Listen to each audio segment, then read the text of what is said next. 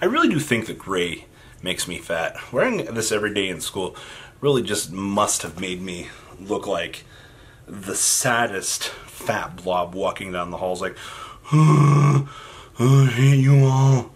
Just the impending desires of my former life. Well, we are back with part 6, conveniently entitled, What the Heck Happened to Cosmo? Well, I'm here to answer that question, and talk about a few other decks. Shall we? So let's dig on into this discussion, shall we?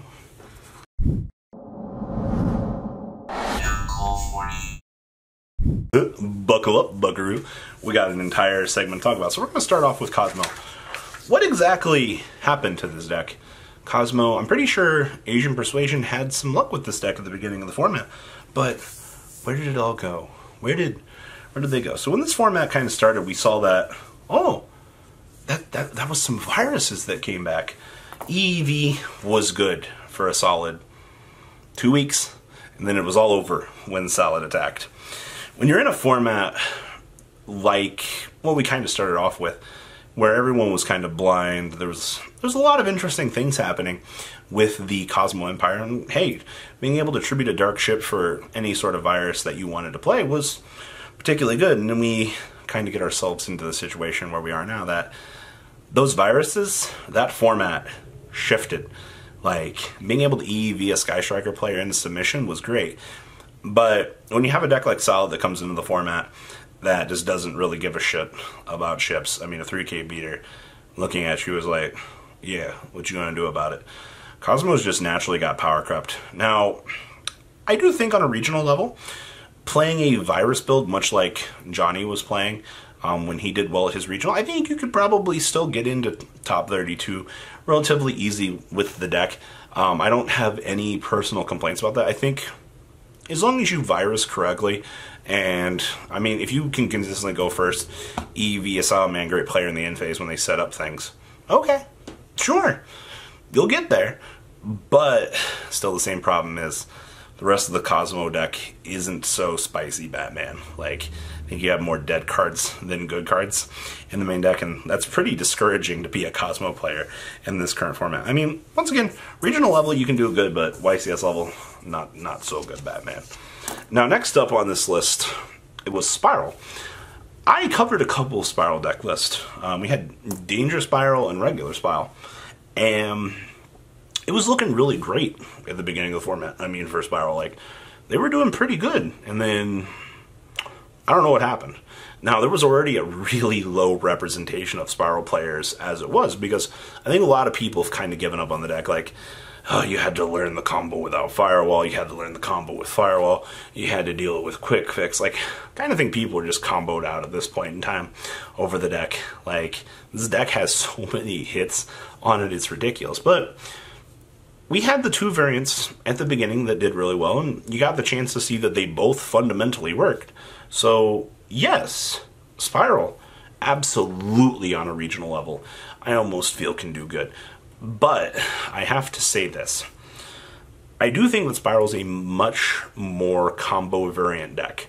And when I say that, you're a lot more susceptible to hand traps. And in a format where we've kind of started going more towards hand traps, I think combo decks kind of start to fall to the wayside. And it's not trying to be discouraging or anything, it's just kind of the sad truth. Like, Spirals can do very good at a regional level as long as there's your sadness. As long as hand traps aren't there to necessarily ruin the deck's day. I mean, that's not a bad thing. No, not at all. But, you know, you still gotta appropriately resolve stuff. Droll and Lockbird hurts so much. Like, I know, yeah, you guys want these decks to be better than they actually are, and I do too. But yeah, Spirals can do good on regional level. YCS level, I don't think so. I don't think the deck's consistent enough to play around its own losses already, considering how fragile it is. But it can still get there. I don't have any doubt in my mind about that. It's the best of the bricks. Next up, we have Burning Abyss. So, every time I see a Burning Abyss deck, this deck was, anytime there's a going second format rolling on around, oh, you can bet your ass that Burning Abyss is going to be there. But when you kind of walk into a going first format, well, BA kind of gets a chance to take a back seat and go, Yup, no, this isn't my neighborhood. I don't deserve to be here. And then you watch the deck walk on out until it's the next chance to return. Now, it's an interesting dilemma to be in because I do think that Burning Abyss could very much top a YCS right now. Well, Robbie, you just contradicted yourself. So here's the thing. Burning Abyss is one of those decks that it's either really good or it's really bad. And I don't know if people still know how to play around BA. It's a really weird contradiction going on right now with the deck. But if the deck can get into a position where it wants to succeed and it gets these good matchups where, hey, I'm going second, you can do your things, kind of like Calvin Hahn's APC. If you can go second all day long and not have your opponent open up the literal stones on you every single time, you can do it. Now, if you go to a regional and you're not playing against Salamangreat, all day, like, BA might not be a bad call for you. If you can play around all of the other decks in the format, then you can have success. Absolutely. And that's kind of why I said, like, Danger Thunder could, or Burning Abyss can kind of still do that right now. And it's just it's an overall interesting place that the deck finds itself in because it does linger around the format and it does do things, but it only seems like every other event that we get the chance to see BA kind of come out of its shell. So yeah, regional level, absolutely. Take it, do well with it.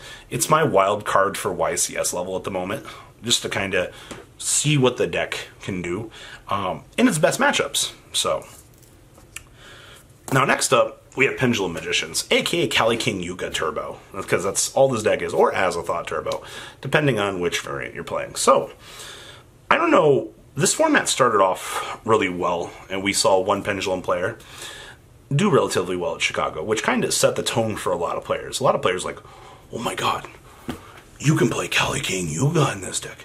Our entire theories have been rewritten. And then the entire Yu-Gi-Oh player base that had Pendulum decks were like, I can play this deck now. It's good again.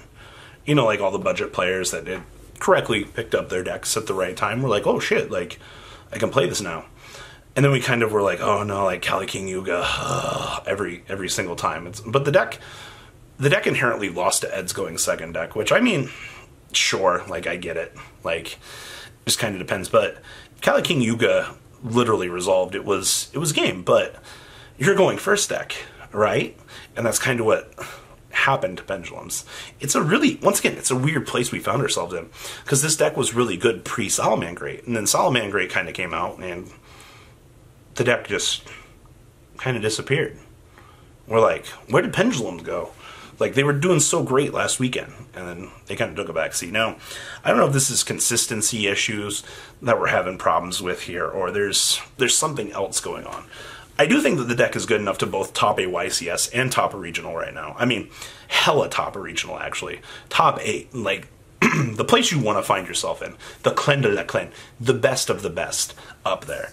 But you're still Kali King Yugioh Turbo, and you still have problems at the end of the day to hand traps. Watching your Pendulum call Good Ash is the best shit ever. I love 3 cards in hand. But that is none of my business. I obviously don't know what I'm talking about. Always ask the Pendulum call. I don't care what my opponents do. But Dark Worm can get them there. And then you'll cry yourself to sleep even harder. Then the last deck I have to talk about for this video is Blue Eyes. So, Guard Dragon Blue Eyes, just... this deck came out of nowhere on Sam's channel. And so many people are like, oh my god, what's going on here? Why is Guard Dragon Blue Eyes doing so good?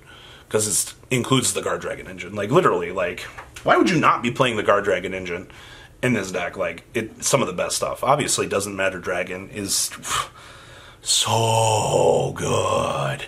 Being able to just further deck thin, dump more cards, like, it's everything that you want in a deck. Plus, you get to special summon Goliath from the deck. Like, how good is Goliath, they said? Well, locking your opponent's extra deck for an entire turn is literally just the biggest bullshit that there is in the current game. So, yeah, Blue Eyes is a very big contender at this current point in time. No, the deck did top the 64 at the YCS. Top 32 wise, it's got enough consistency issues on its own to be bad. You're just taking Blue Eyes cards and putting them in a more consistent Dragon engine, and you're trying to succeed with it. Now, I'm not trying to take anything away from Blue Eyes players, but you guys know exactly what your deck is.